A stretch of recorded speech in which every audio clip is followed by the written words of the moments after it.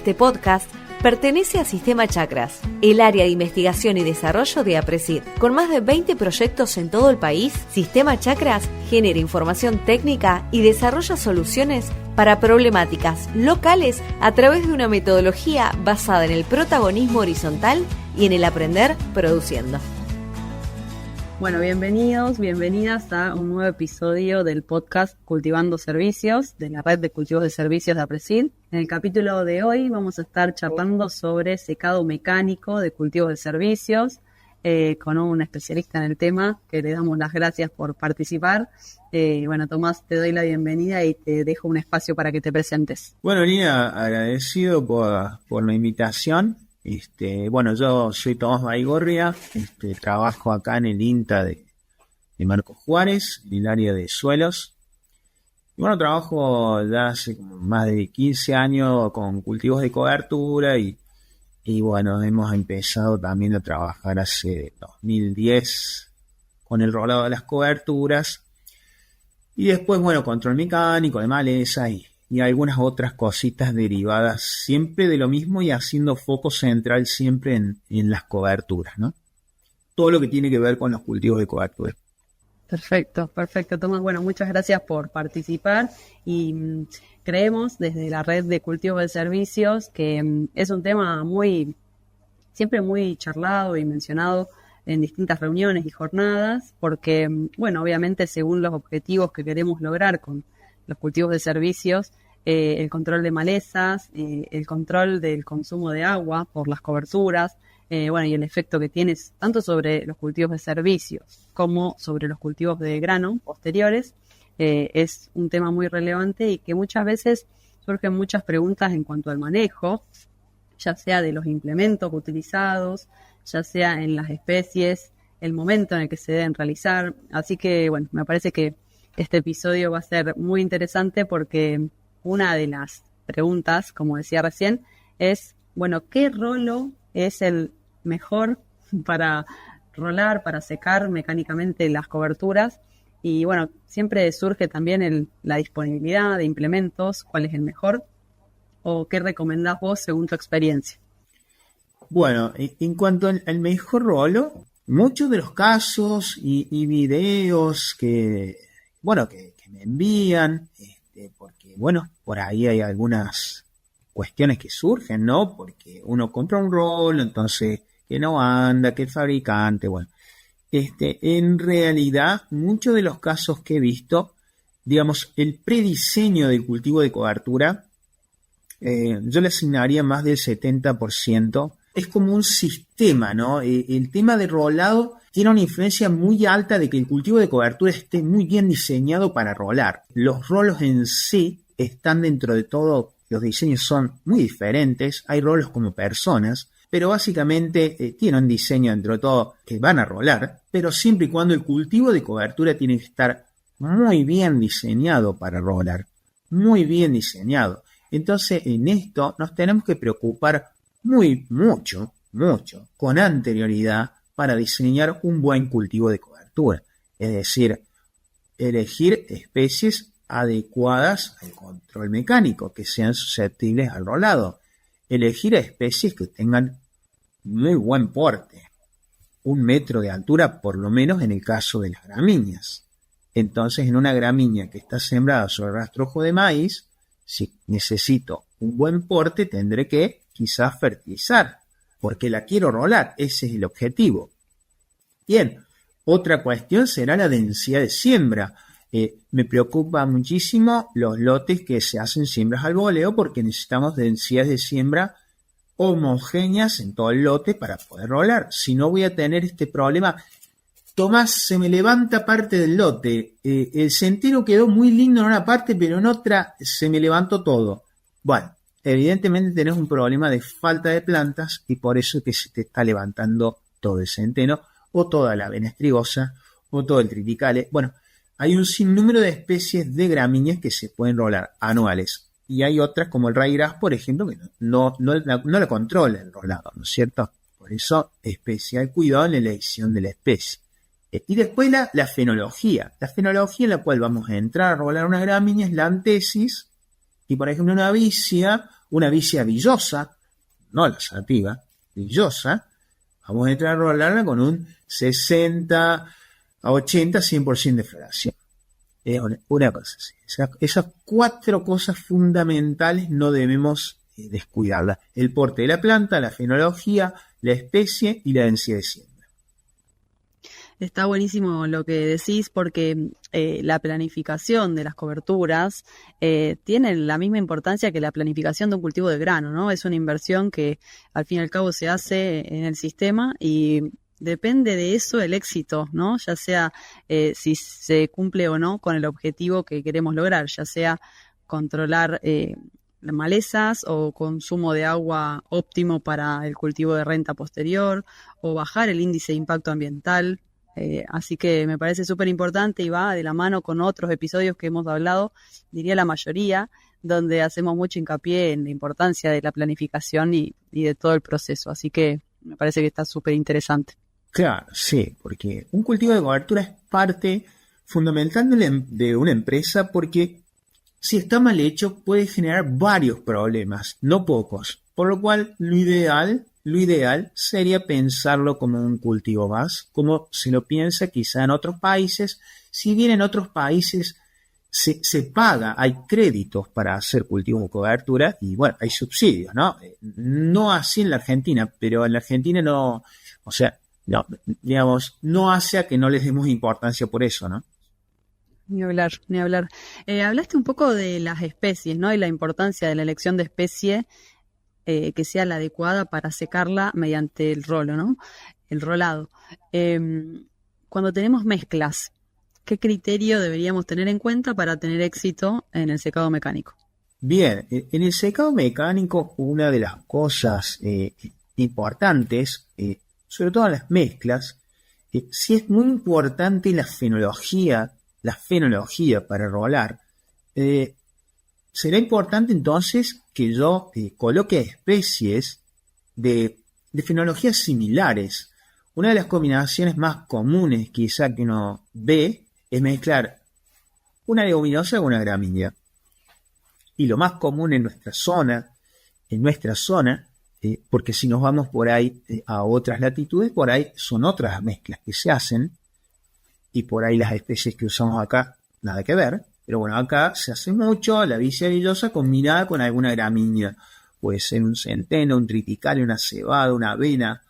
Bien, esta gramínea que va a acompañar a la vicia, las vicias son se las dice que son largas. Las vicias villosas son largas. Pero hay algunas vicias villosas que son cortas. Las hay. Hay que tratar de identificarlas, pero las hay. Bien, combinar con gramíneas que sean de ciclos parecidas. Una cosa también muy importante es ver en la mezcla es qué porcentaje, si yo tengo 2 especies, al momento de ir a rolarlas, ya tengo que tener quizá algún dato previo al rolado de cuál es la especie predominante. Si tengo, por ejemplo, un 70% de vicia y un 30% de centeno, bueno, esperaría que la vicia esté para rolar y el centeno, que generalmente son mucho más cortos, y se me va a granar. Claro que sí, se me va a granar. Pero si yo paso antes el rolo para controlar el centeno, la vicia no va a estar todavía para rolar. Después voy a tener que hacer un segundo rolado para controlar la vicia. Esos son aspectos que no deben, quedar al azar. Porque, por ejemplo, si yo espero rolar a la vicia, ese centeno se me va a granar. Y después tengo un centeno guacho, tengo algunos problemas de coberturas voluntarias. Por lo cual, siempre es importante intentar ver de que si vamos a combinar especies que tengan ciclos similares. Otra cosa es decir, tomás, las vicias son largas, yo las pongo con un triticale muy largo, después me va a consumir agua. Bueno, las fechas de siembra, también hay otra serie de herramientas como para acomodar las coberturas dentro de nuestras ventanas, como para ir no generando interferencia con los cultivos que vienen después, ¿no? Siempre muy tempranito la siembra de las coberturas, porque si no después, si son muy largas, empezamos a tener estos dilemas. Sí, está interesante porque este tema es uno de los objetivos más importantes de la red, en donde ya desde el 2018 los ensayos que se vienen haciendo en sistemas agrícolas brindan información sobre características de distintos genotipos dentro de una misma especie, en cuanto a esto que vos mencionabas, en largo de ciclo, consumo de agua, fenología. Entonces, más allá de cuántos años hace que el productor implementa o no cultivos de servicio en sus sistemas, contar con esta información nos parece muy relevante para poder elegir otra vez, según el objetivo que tengamos con la cobertura, con el cultivo de servicio, y según algo que vos mencionaste recién también muy importante, la ventana de siembra disponible según nuestra rotación, según nuestra sucesión de cultivos, se vuelve fundamental contar con esta información previamente a la planificación de la cobertura, ¿no? Para tener éxito otra vez en el rolado. Así que me parece que está muy bien lo que mencionabas. Me parece súper importante y bueno, en Estados Unidos hay trabajos donde se han evaluado, son redes, pero claro, se rola. O sea, está la incorporación del rolado a las redes. Una parte se seca con químico, la otra parte se seca con rolo.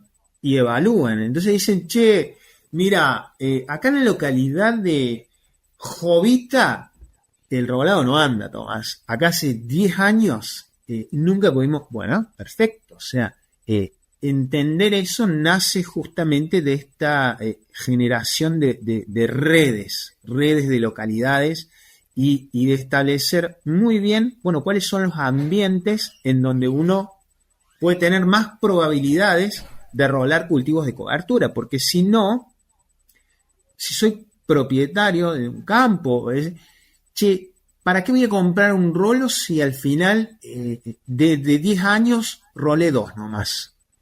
Lo alquilo, le pido un contratista que venga, ¿no es cierto? Ahora, si yo tengo que de 10 años 8 voy a rolar, y bueno, me lo compro el rol.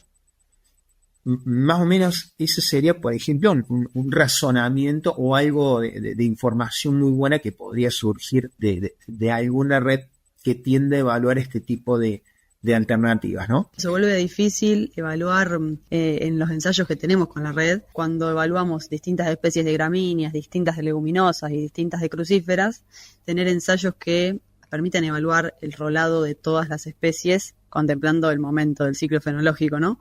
Entonces, creo que es información que estaría buenísimo contar, pero que se complica un poco en la logística. Sin duda que es complicado, pero a veces, digamos, cierto tipo de información necesita ser generado a través de este tipo de experimentos. Porque si no uno vive suponiendo. Ni hablar. Y bueno, también otro tema que surge y que muchos productores están implementando es contemplando la disminución del EIQ, ¿no? de la disminución del uso de agroquímicos para el secado, tanto en lotes de producción como en lotes de periurbano. La implementación de rolados y en combinación con secado químico, ¿no? Bueno, rolar y después hacer un repaso, o secar de manera química y después rolar. No sé cómo ves esto, qué experiencia tenés y qué nos puedes contar. Hay rolos, por ejemplo, en Estados Unidos. He visto diseños de rolos que tienen en el mismo rolo mangueras adheridas por detrás con picos aspersores. El tractor va equipado con tanques, o sea, van rolando y aplicando el herbicida. De esta manera, por ejemplo, centeno o triticales, ya no recuerdo, pero queda perfectamente seco, acostado, queda una alfombra espectacular. Después, por ejemplo, algo que hemos probado muy bien, anda muy bien, es por ejemplo rolar varias gramíneas, hemos probado, pero hay gramíneas que funcionan muy bien, queda muy muy lindo. Por ejemplo, en algunos centenos, algunas gramíneas, algunas cebadas, centenos, avenas, algún triticale también. Hay algunos preemergentes de soja, por ejemplo, que tienen un efecto quemante, muy interesante. Entonces, podés rolar inmediatamente si tenés lluvias posteriores. Podés aplicar el preemergente previo a la lluvia. Si te quedó algo verde post-rolado, que siempre no seca muy rápidamente la cobertura rolada, tarda unos 7 días, depende del calor, depende del grado de insolación que haya, las temperaturas. Con estos herbicidas con el efecto quemante, la verdad que terminan de secar rápidamente estas coberturas. Tienen un efecto fenomenal en las vicias y en las gramíneas también. Y después lo interesante es que se ve muy bien el efecto del preemergente en, por ejemplo, malezas, cuando puntamos con preemergente al yuyo colorado versus la parcela que no está aplicada. Es realmente muy interesante ver cómo el preemergente se incorpora al suelo, ¿no? A pesar de los volúmenes de biomasa, a pesar de haber sido aplicado con algo de material aún verde, porque la cobertura estaba rolada, nada más. Y bueno, esos datos no dejan de ser muy interesantes porque en esta parcela los EQ son muy bajos. Por ejemplo, a lo que uno tiene de base como algunos testigos o algunos lotes que uno podría usar de productor, es decir, a ver qué utilizó y los compara, y realmente es muy, muy interesante. Bueno, esas cositas también guardan especial cuidado cuando tenemos algunos años niña, como los que hemos tenido, que bueno, son cositas a tomar recaudos. Hay que rolar todos los años, hay que hacer cultivos de cobertura todos los años. Bueno, esas son preguntitas, ¿no? Como para decir, no endiosemos a todo esto, como que no nos encasillemos en este lugar y no salgamos, ¿no? Vamos viendo, ¿no? Parte de la planificación que comentábamos al inicio. Sí, yo creo que eso es algo que no podemos perder de vista, me parece. Y bueno, trayendo también lo que mencionás de los años niña y teniendo estos recaudos y bueno, conociendo pronósticos con la mayor certeza posible dentro de lo que podamos, el tema de la siembra en verde, ¿no? Con el secado a través de la sembradora, el secado de las coberturas a través del secado con sembradora. También, ¿qué nos podés mencionar, teniendo la cautela de lo que decimos recién, del consumo de agua, de la disponibilidad hídrica, tanto para el cultivo de renta que viene luego de la cobertura? ¿Qué podés comentarnos? Bueno, hemos hecho algunas experiencias muy lindas acá en Marcos Juárez, pero por ejemplo, cuando los años vienen o lotes con napas o por ahí primaveras muy, muy lluviosas, en donde ya el tema hídrico se solucionó y decís, bueno, este año, Tomás, quiero sembrar el maíz temprano sobre la vicia, pero quiero rolar. Y todo este tema de que la vicia es larga y cómo hacemos para ubicarla un poquito más temprano. Bueno, algunas de las cosas que hemos probado, hemos rolado en una dirección la vicia estando en un 20% en cuanto a su fenología de floración. No estaba en un 60 ni en un 80, estaba muy, muy anterior, la estábamos haciendo muy, muy, muy temprano. Hemos rolado en una dirección y le hemos pasado con la sembradora inmediatamente al otro día a 90 grados, intentando ahí sí de trozar a la vicia, hacer un efecto de trozado, utilizando la sembradora como otro agente estresante sobre la vicia para generar un control o un estrés lo más dañino posible, como para minimizar el grado de rebrote post rolado, post siembra sería. Bueno, en estos casos, lo hemos logrado al control muy bien, en 2 años seguidos.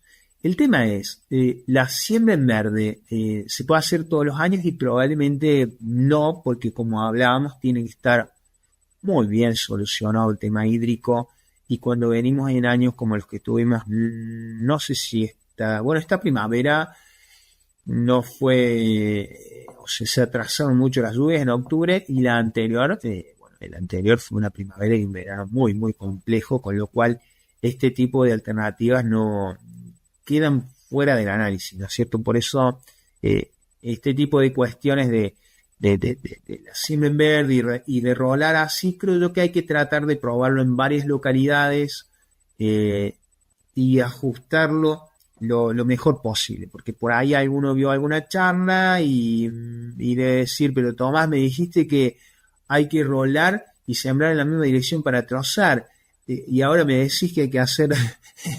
No, me refiero básicamente a cuando uno quiere hacer siembras tempranas de maíz sobre vicias que aún no están para rolar. Sería lo ideal ahí cruzar a 90 grados, ahí trozamos, y ahí realmente vamos a ver un efecto muy interesante de la sembradora en cómo rápidamente, obviamente, cuando uno corta todos los tallos y se van a secar, obviamente. El tema es que la corona o la parte que queda unida al suelo probablemente emita algún grado de rebrote. Bueno, este rebrote habrá que seguir monitoreando y evaluar la posibilidad de aplicar algún herbicida o no, según cómo prospere ese rebrote, ¿no es cierto? Que a veces viene, pero no, la verdad que no hemos tenido gran interferencia en el maíz, en los maíces que hemos hecho arriba, ¿no es cierto? Buenísimo, Tomás. No sé si querés mencionar algo sobre la producción de biomasa producida por la vicia y la emergencia del maíz. ¿Puede tener algún problema, inconveniente respecto a eso? Primero, las sembradoras tienen que estar muy bien, tienen que tener un diseño como para sembrar sobre altísimos volúmenes de materia seca. Ahí no hay que descuidar el tema de las cuchillas de corte, de los doble disco. Todo tiene que estar perfectamente, en las cuchillas, por ejemplo, para evitar lo que es enredo, si puede ser la más grande, es mucho mejor. El ajuste de la profundidad de siembra que tiene que dar la semilla en la tierra y no embolsada en los rastrojos, eso tiene que ser algo muy que no debemos de dejar de observar estas cosas. Las tapadoras, en Estados Unidos se están utilizando mucho las tapadoras macizas para evitar, con las tapadoras que tienen dientes, que son muy utilizadas acá, evitar enriedos. Después, algo que uno observa es que los cultivos para emerger tardan más en emerger, porque tienen que atravesar a veces verdaderas barreras que son a veces de 10 centímetros de espesor. Barreras de vicias que tienen 8 toneladas a veces o más. Eso genera, yo no soy un especialista en ecofisiología de la semilla, pero debe generar algún gasto de energía muy interesante, con lo cual eso no debería dejarse de tener en cuenta, ¿no? De que estas barreras no sean tan grandes, porque por ejemplo, ¿qué niveles de materia seca necesitamos para tener controles de materia seca, de malezas aceptables? Realmente hace falta a veces tener por ahí valores, como uno ve, de 10 o más toneladas, 9 toneladas y media, o deberíamos haber interrumpido antes. Bueno, todas esas cosas quizás son muy interesantes, por ejemplo, para no generar semejantes volúmenes y que después se transformen en un verdadero problema para sembrar. Después no debemos descuidar de que la temperatura por ahí tarda un poquito más, el suelo en calentarse, y esto sucede, por ejemplo, en Estados Unidos, en donde empiezan a utilizar algunos barres rastrojos, empiezan a utilizar esta labranza en franja también, el strip till, y todas estas cosas, todas estas variantes que surgen a partir de latitudes donde las primaveras son muy frías, ¿no? Acá, por ejemplo, no hemos notado ningún tipo de problema ni en maíz ni en soja. Sí, no debemos descuidar las plagas que están ahí abajo que nos pueden ocasionar algún problema, ¿no? Clarísimo, clarísimo. Bueno, creo que repasamos un poco todos los puntos que teníamos en la cabeza para abordar, desde momentos, implementos, densidad, especies puras, mezcla de especies, siembra en verde también y secado con sembradora, y toda la importancia que reviste la planificación, ¿no? Desde el inicio o antes de la siembra de cultivo de cobertura, y teniendo muy claro qué objetivo queremos cumplir con la inclusión de los cultivos de cobertura en la rotación. Así que, bueno, te agradezco mucho la participación. Creo que fue muy enriquecedor el diálogo, y no sé si podemos encontrar en alguna página todo el trabajo que vienen haciendo con el equipo de laburo del INTA respecto a este tema, y querés comentarlo.